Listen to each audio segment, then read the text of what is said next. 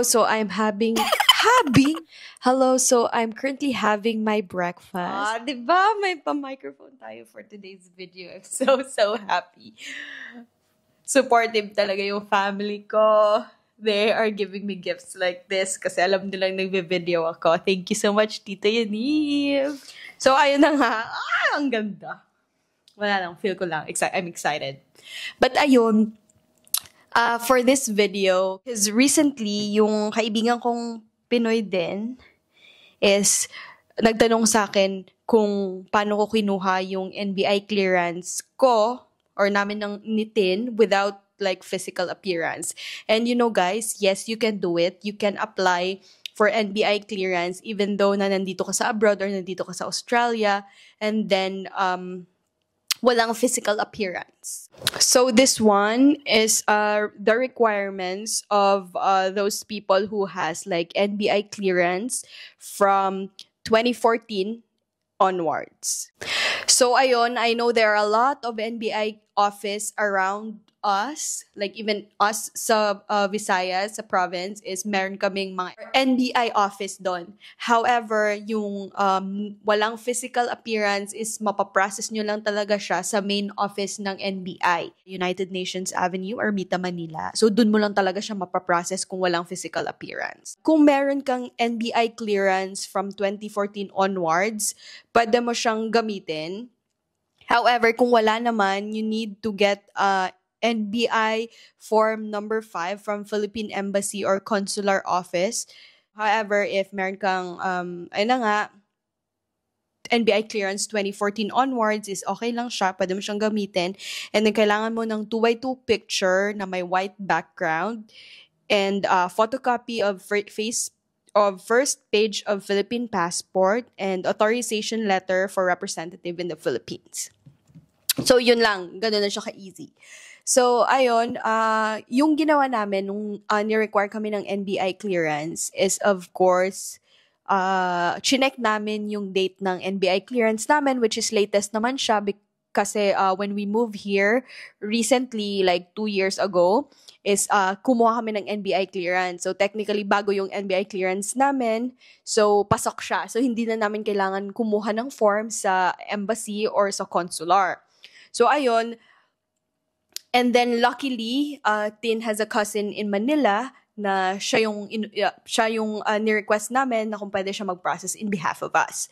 So, ayun, pinadala namin yung passport copy, pinotocopy namin, then just to be sure, pinirmahan na rin namin 3 times, and then gumawa kami ng authorization letter, and then ayun, nagpa-picture din kami. So, pinadala namin siya sa address ng pinsan ni Tin dun sa Manila. A week after bago dumating dun sa Manila.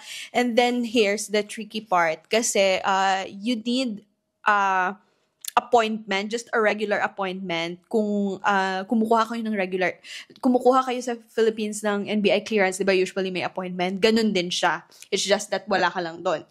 Pero on our end, since hindi sila medyo familiar appointment sa NBI, is ginawa namin dito yung appointment. We just coordinated with our representative kung kailan sila available na pumunta doon. And then, ayun, we set the appointment. Ako nagbayad dito ng fee for NBI. So, technically, pumunta lang talaga yung representative namin doon sa main office just to give our requirements, our receipt and everything, all the documents. Binigay lang nila doon. Mabilis lang naman yung process, I think. Pero yung release ng clearance, I think it took us 1 week din before ni-release yung clearance, I think. And kinonfirm yung recent address namin dito, which is binigay din namin, and all that, nandun lahat sa authorization letter. And then, ayun, after nun is, kinuha na lang siya after a week.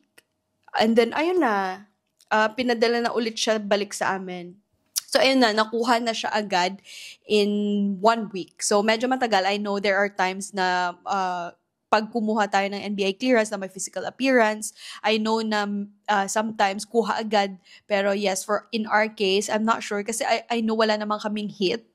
Wala kaming hit before, like kumukuha ako ng NBI clearance before and wala naman akong hit. Pero siguro since non-physical appearance or no physical appearance, kaya siguro na medyo natagalan siya a week. But that's okay. Just in case na you need your NBI clearance, make sure talaga na you process it ahead of time. So, ganun yung process. It's possible, but it's kinda maraming steps na gagawin, but yeah, it's possible. Yes, so there you go. I just want to quickly share this one because I think that this might help other people na nagpa-process ngayon to change visa or to update visa or all that na nire-require ng NBI clearance.